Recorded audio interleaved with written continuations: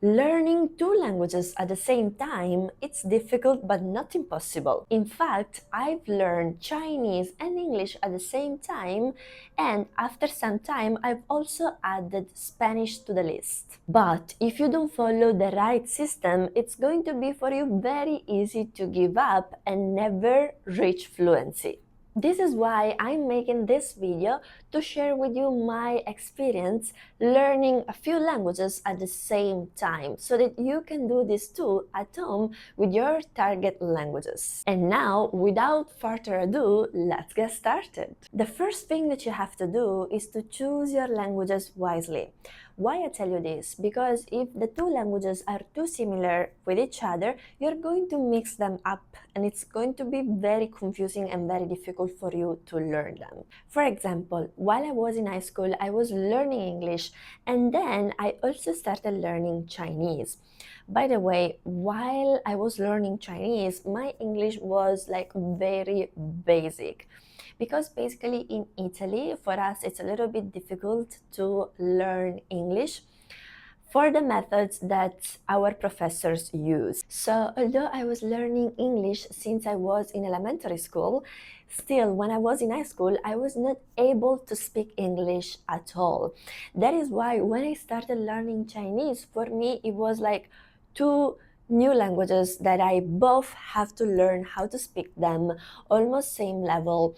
And so it was still easy for me because, of course, Chinese and English don't belong to the same family of language. Instead, if you pick up two languages like Spanish and Italian, it's going to be very confusing for you unless, for example, you are already intermediate in one of the two and in the other one you are basic, like beginner. If there is such a difference of level, then it's going to be fine.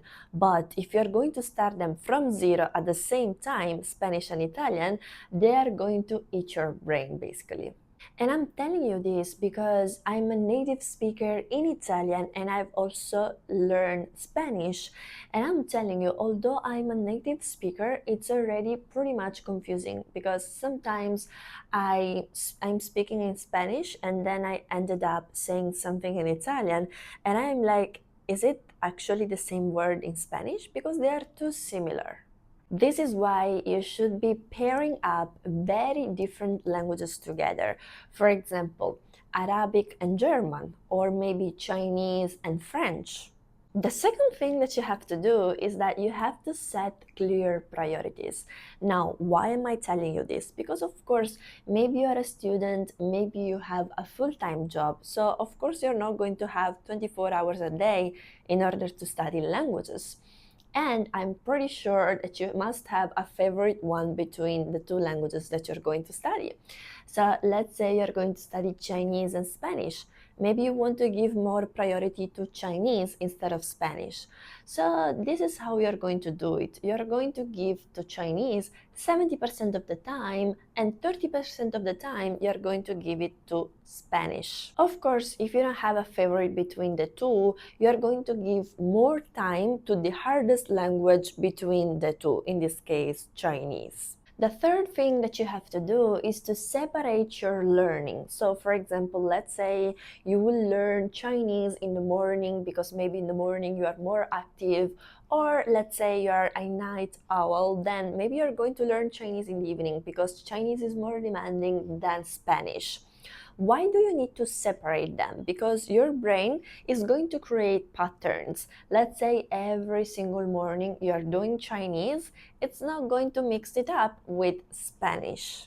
And another thing that you have to do in order to create more pattern for your brain to separate these two languages is to basically study two different skills. So for example, let's say you study speaking for Spanish, while for Chinese you are going to learn how to write it. And you do this for the whole week. You try to do one thing in one language and another thing in another language. Of course, I'm not saying that you should not learn the four aspects of the language. You should still learn listening, reading, writing, and speaking in both of the languages. The fourth thing that you have to do is to use material that is not going to bore you. So, for example, let's say you're learning Spanish. Spanish is pretty much easy to learn, so you might just, open your laptop and start watching a YouTube video. And instead, you're going to bore yourself with Chinese. Maybe you have to learn a little bit of tones, maybe you have to learn a little bit how characters functions. So if you give the right balance with the material that you use, if you're not going to use boring textbook for both, it's going to work more for you. The fifth thing that you have to do is to immerse yourself all day long. Now, for example, let's say you are taking a shower. While you're taking a shower, there is the sound of the water coming. So, of course, you're not going to hear everything from a podcast. Still, I suggest you to put a podcast while you're showering. Why is it? Because of course, like, let's say you hear a word from here, a word from there, you're going to catch vocabulary, your ears are going to get used to that language, and it's still going to be useful. And this is called passive learning. Don't underestimate passive learning because it's actually quite a nice way to learn a language. The sixth thing that you have to do, of course, is to use different modes of learning these languages. So, for example, let's say you don't have enough money to learn Spanish and Chinese, so you don't really want to spend money on tutor.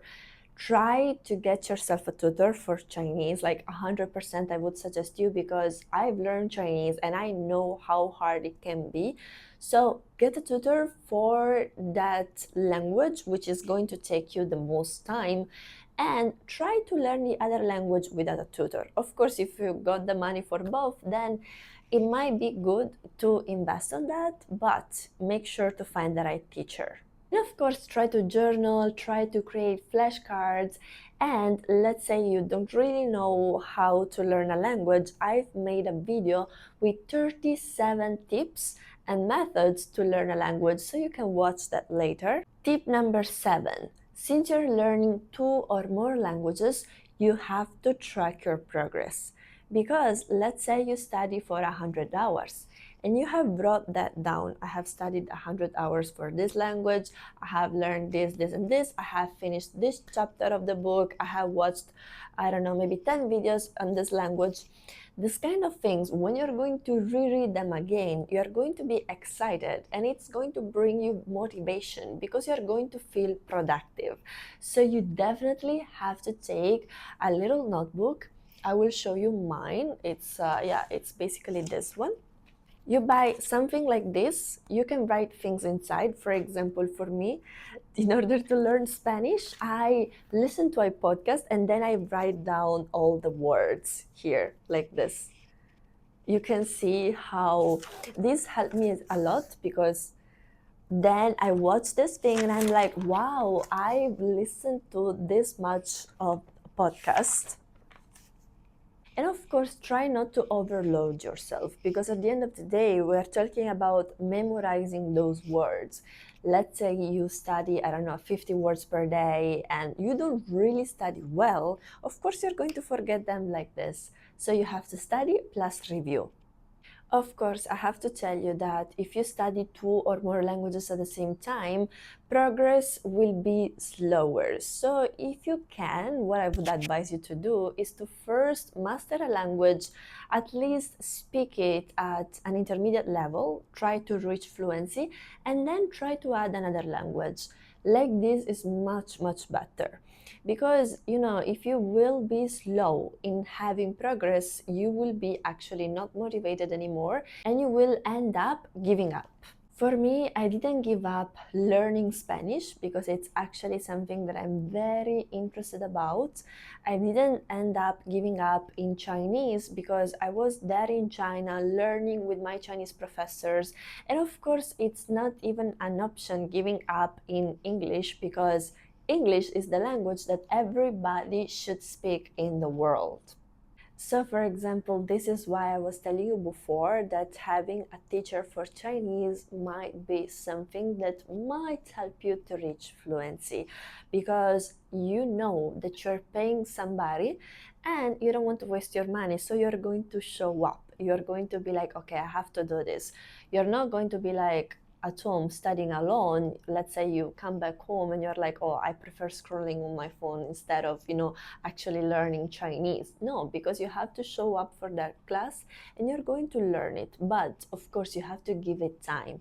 Don't try to take just, I don't know, a few classes, maybe 5 classes for 1 month or 2 months, and then you're going to give up. No, try to take classes for at least 1 year long. And now you have to watch this video here where I tell you 37 tips and tricks on how to learn any language that you want. You can choose maybe like 5 or 6 tips, 5 or 6 methods, and then you can apply to your language learning journey. And I'll see you there. Bye bye.